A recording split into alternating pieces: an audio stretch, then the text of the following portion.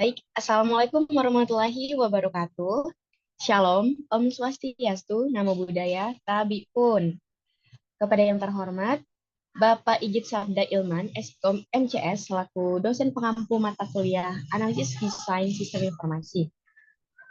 Kami di sini dari kelompok 6 akan mempresentasikan tugas proyek akhir kami terkait e-commerce service elektronik atau Electrocare.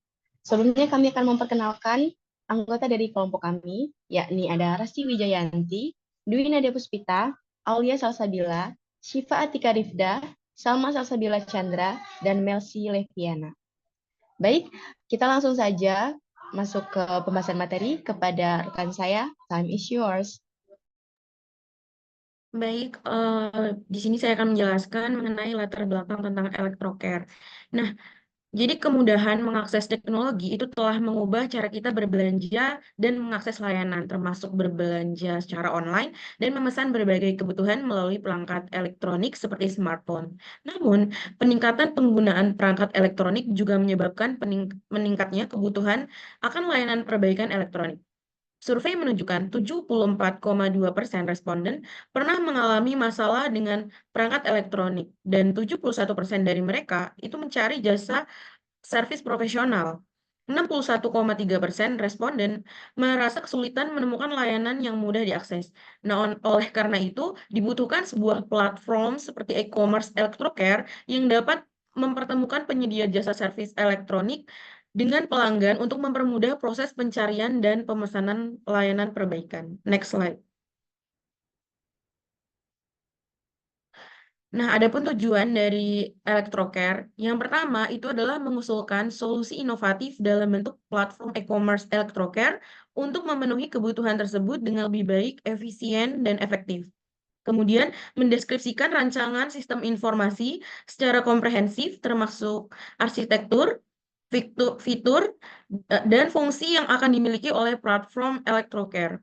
Kemudian yang terakhir adalah mendorong pengembangan ekonomi masyarakat melalui pemberian peluang kepada penyedia jasa lokal dan memudahkan akses masyarakat terhadap layanan perbaikan elektronik yang diperlukan. Baik, materi selanjutnya akan disampaikan oleh rekan saya.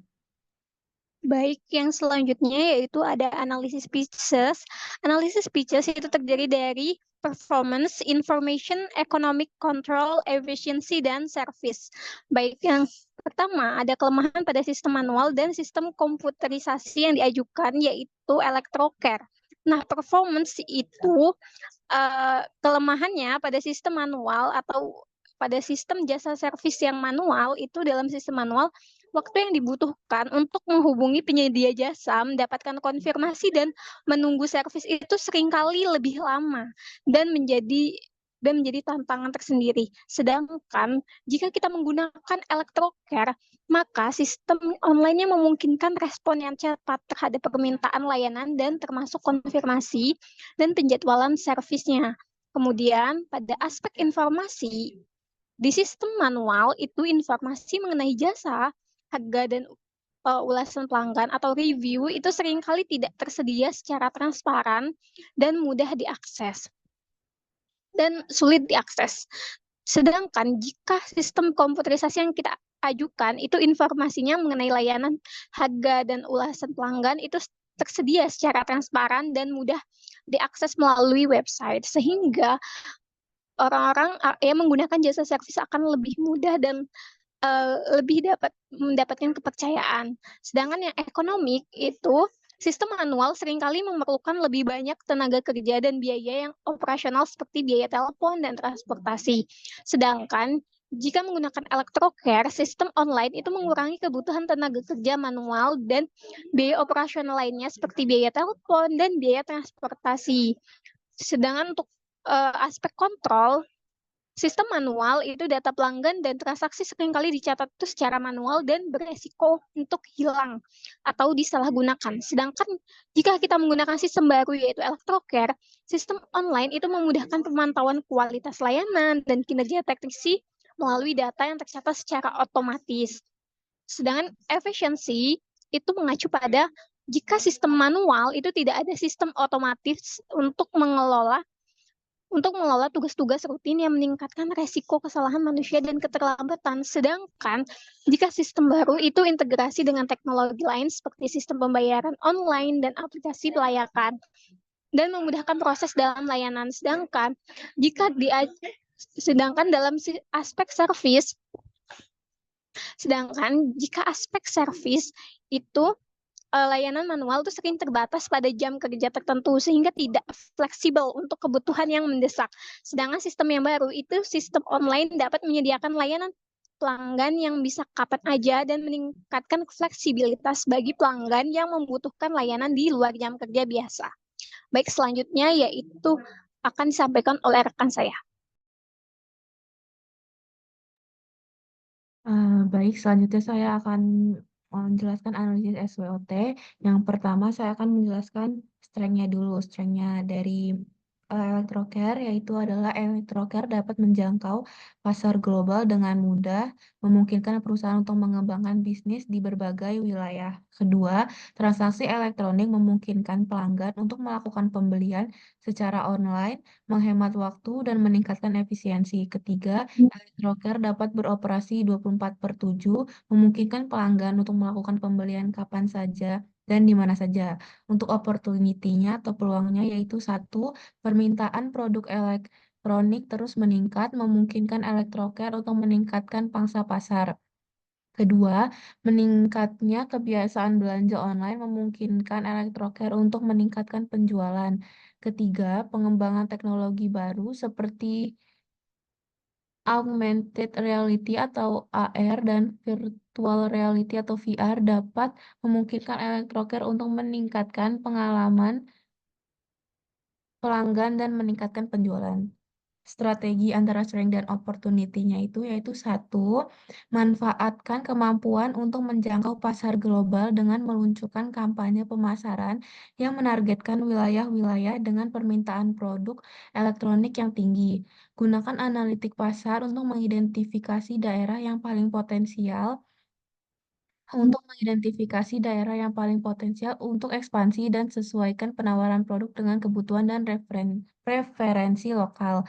Kedua, tingkatkan pengalaman berbelanja online dengan mengembangkan situs web dan aplikasi yang mudah digunakan, cepat, dan aman. Gunakan analitik data untuk mempersonalisasi rekomendasi produk dan kampanye pemasaran sesuai dengan perilaku dan preferensi pelanggan. Tiga, manfaatkan chatbot dan asisten virtual yang beroperasi 24/7 untuk menjawab pertanyaan pelanggan, memberikan rekomendasi produk, dan memproses pesanan dengan cepat. Selanjutnya saya akan menjelaskan weakness atau kelemahan dari Electrocare. Electrocare sangat tergantung pada teknologi sehingga kegagalan teknis dapat menyebabkan gangguan operasional. Kedua, Electrocare dapat menghadapi tantangan dalam mengatur kebijakan pengembalian produk elektronik yang dapat mempengaruhi kepuasan pelanggan. Ketiga, Electrocare dapat menghadapi tingkat persaingan yang tinggi yang dapat mempengaruhi kemampuan perusahaan untuk meningkatkan pangsa pasar. Sedangkan threat atau ancaman dari Electrocare, satu, kondisi ekonomi global yang buruk dapat mempengaruhi permintaan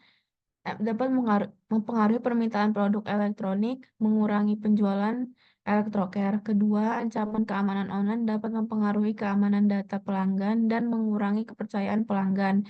Ketiga, perubahan regulasi dapat mempengaruhi operasional Electrocare, mengurangi kepercayaan pelanggan, dan meningkatkan biaya operasional.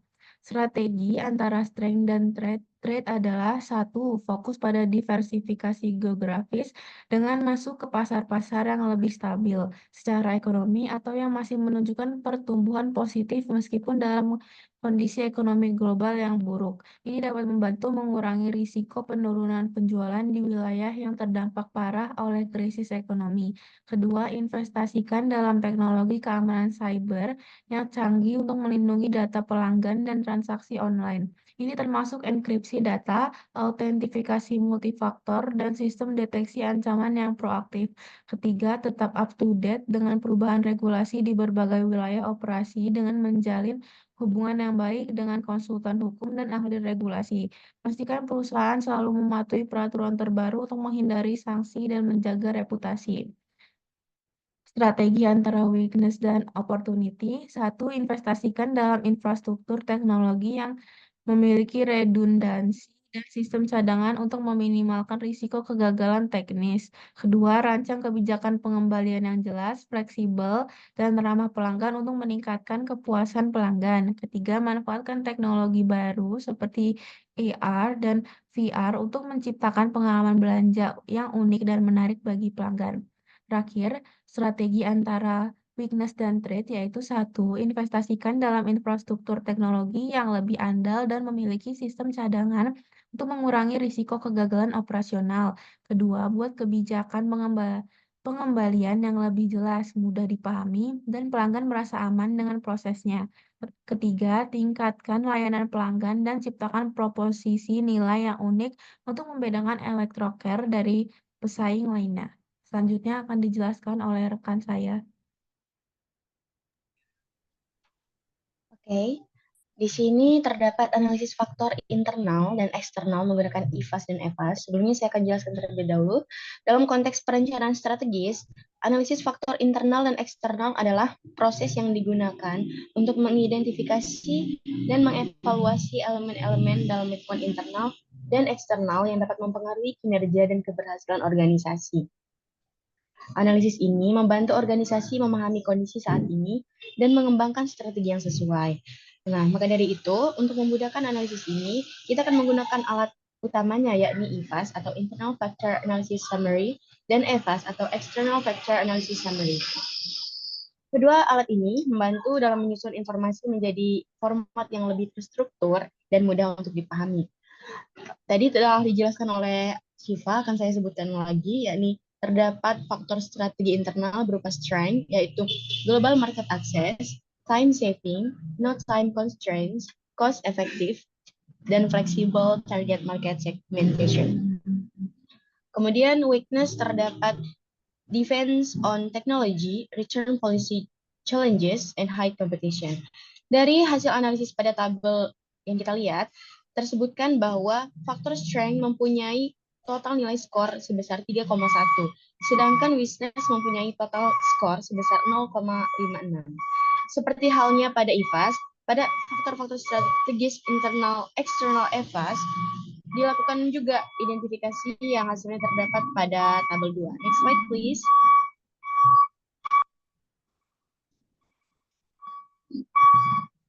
Oke, pada analisis EFAS ini terlihat ada opportunities, yakni growing demand for electronics, kemudian increasing online shopping, dan new technologies.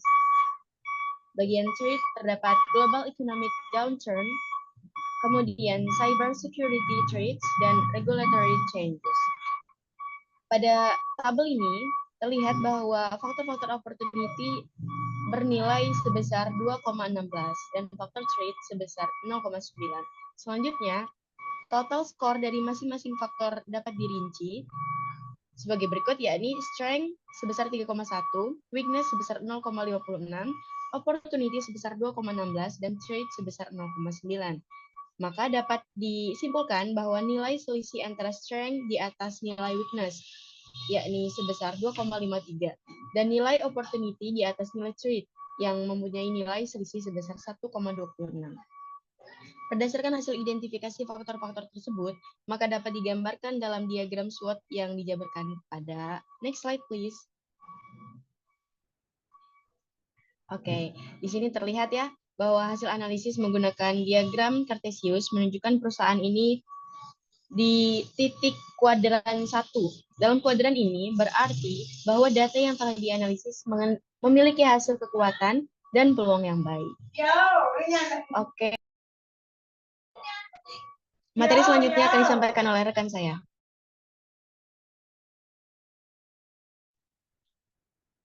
Oke, berikut ini merupakan analisis rincian biaya sistem informasi Electrocare.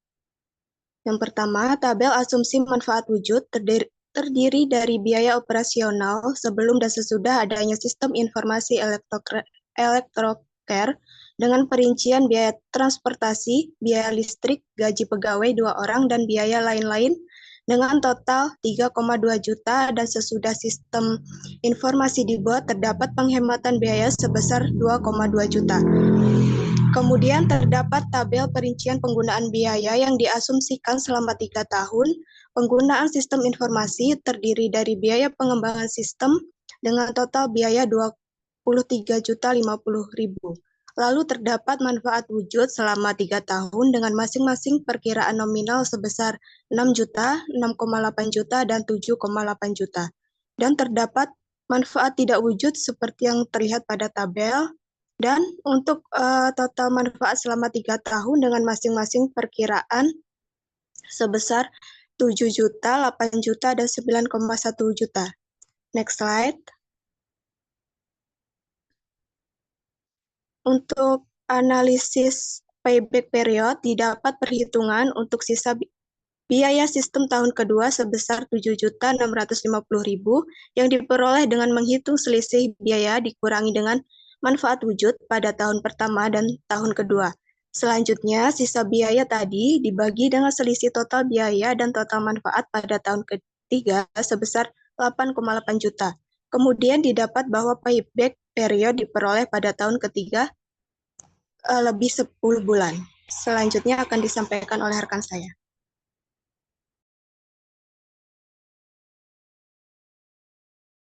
Berikutnya ada analisis return on investment. Sebelumnya kita harus mengetahui dari biaya perhitungan dari tahun 1 sampai tahun 3. Nah, dari layar terdapat pada pengadaan sistem biaya tahun 0 itu ada 20 juta 50.000. Selanjutnya tahun 1 sampai ke 3 itu sebesar 200.000. Sehingga total biaya itu mencapai 20.650.000.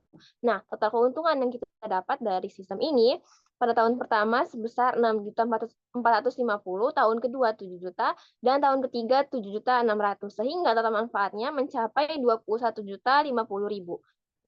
Selanjutnya. Nah, dari perhitungan sebelumnya kita dapat menghitung rumus ROI-nya, yaitu total manfaat dikurangi total biaya dibagi total biaya dikali 100%. Nah, dari perhitungan ini ROI mencapai 19%. Artinya, sistem ini akan memberi keuntungan pada tahun keempat sebesar 19% dari biaya pengadaan sistem, sehingga sistem ini layak untuk digunakan. Slide selanjutnya. Nah, selanjutnya ada analisis net present value. Apabila sistem ini diaplikasikan pada penerapan sistem yang baru, maka perhitungan nilainya dengan tingkat bunga diskonto adalah sebagai berikut. Nah, rumus MVV sendiri yaitu minus nilai proyek ditambah proses 1 sampai dengan 3 dan dibagi dari perkembangan bunga diskontonya. Nah, dari perkembangan ini jumlah NPV itu mencapai 380,57.